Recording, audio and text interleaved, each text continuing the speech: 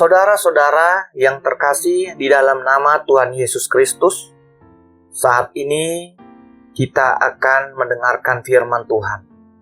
Sebelum kita mendengarkan firman Tuhan, terlebih dahulu kita bersatu teduh sejenak.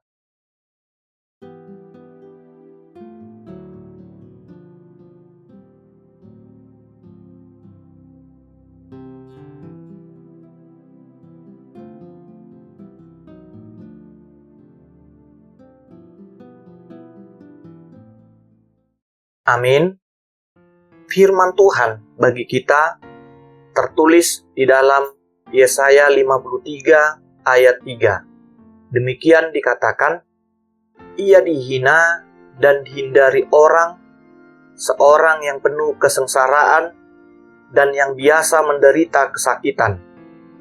Ia sangat dihina, sehingga orang menutup mukanya terhadap dia, dan bagi kita pun, dia tidak masuk hitungan. Dileai jala di pasiding jol mado ibana, bawa nasomal mangae pardangolan dohot sait ibana, olah ditabuni hon halak uhina maradopon ibana, dibaen leana. Jadi dak ola urajumi hami ibana. Mengapa orang yang benar dihukum? Di dalam realita hidup masyarakat ini, sering kita jumpai penegak hukum sering kali tajam bagi warga yang miskin dan tumpul kepada mereka yang dekat dengan kekuasaan dan uang. Banyak dari penegak hukum dinilai oleh masyarakat tidak dapat dipercayai menerapkan prinsip rule of law untuk mendekatkan keadilan seperti yang diidealkan. Kepada siapakah kita harus pergi untuk mendapatkan pembelaan jika penegak hukum itu sudah hidup di dalam kebobrokan? Seperti yang pernah diucapkan oleh Naswa Shihab, keadilan sudah menjadi barang sukar ketika hukum hanya tegak pada yang bayar. Pada masa hidup Yesus, para penegak hukum tidak dapat bersuara memberikan keadilan untuk membela orang yang benar. Tidak ada kesalahan yang diperbuat oleh Yesus, tetapi fitnah dan segala yang jahat dilimpahkan padanya. Orang-orang berbuat semena-mena pada Yesus. Akibat dari provokasi sebagian orang, para penegak hukum lebih cenderung memilih untuk membela orang yang jahat demi mendapatkan imbalan dari segelintir orang yang berkuasa. Yesus dianiaya dan tidak diberikan kesempatan untuk membela diri, hingga orang-orang pun tidak tahan melihat kengerian dari wajah Yesus yang dipenuhi darah akibat dari siksaan yang dilimpahkan baginya. Tidak ada orang di dunia ini yang dapat bertahan menghadapi siksaan itu selain daripada Yesus sendiri. Dari hukuman pukulan cambuk, memikul salib, dan dipaku untuk disalibkan, semuanya diterima Yesus demi menebus dosa-dosa manusia.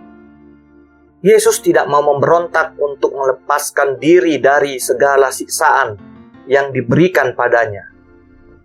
Ketaatan Yesus untuk menjalani penderitaan adalah kehendak Allah Bapa untuk menyelamatkan manusia. Dari kematian dan kebangkitan Yesus, kita diberikan tanda atau bukti bahwa orang-orang yang mau menerima Yesus dan melakukan kehendaknya pasti akan dihidupkan. Melalui kuasa kebangkitannya, Yesus menunjukkan tidak akan ada lagi kuasa di dunia ini yang membuat manusia menderita. Saat kita melihat, bahkan sekalipun menerima ketidakjujuran, ketidakadilan, kekecewaan, dan segala bentuk penindasan di dunia ini, jangan pernah merasa putus asa. Hadapi dan berserulah pada Tuhan Yesus. Sebab Yesus berkata, marilah kepadaku semua yang letih lesu dan berbeban berat, aku akan memberikan kelegaan kepadamu. Amin. Ya Tuhan, kami percaya dan kami merasakan di dalam kehidupan kami ini bahwa Engkau selalu peduli bagi kami. Engkau menciptakan kami dan tidak membiarkan kami menjalani kehidupan di dunia ini. Mulai dari Engkau menciptakan kami dalam diri Adam, Engkau menunjukkan Tuhan kepada kami begitu kasih-Nya Engkau bagi kami. Sampai kepada kedatangan-Mu di dalam diri Yesus, Engkau menunjukkan kasih-Mu yang menebus kami. Ya Tuhan, saat ini kami patut bersyukur bagi-Mu, karena Engkau memberikan kepada kami kehidupan. Engkau memberikan kepada kami Tuhan kekuatan. Oleh karena itu, berkatilah hidup kami ini, supaya berjalan sesuai dengan hukum-Mu. Ya Tuhan, di dalam nats renungan kami telah mendengar bahwa Engkau Tuhan adalah orang yang benar, tetapi tidak dapat diterima oleh dunia ini. Engkau dianiaya.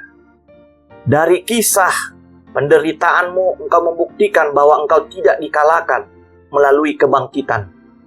Engkau menang, mengalahkan kuasa maut, dan memberikan kepada kami kehidupan. Dan kami mau Tuhan, Engkau ingatkan kami, kuatkan kami, supaya kami tidak melakukan kesalahan-kesalahan yang terus berulang. Dan juga Tuhan, lindungi kami, supaya kami hidup di dalam jalan. Terimalah doa kami ini di dalam nama Tuhan Yesus. Amin. Kasih karunia Tuhan Yesus Kristus, damai sejahtera dari Allah Bapa, dan persekutuan Roh Kudus kiranya menyertai kamu. Amin.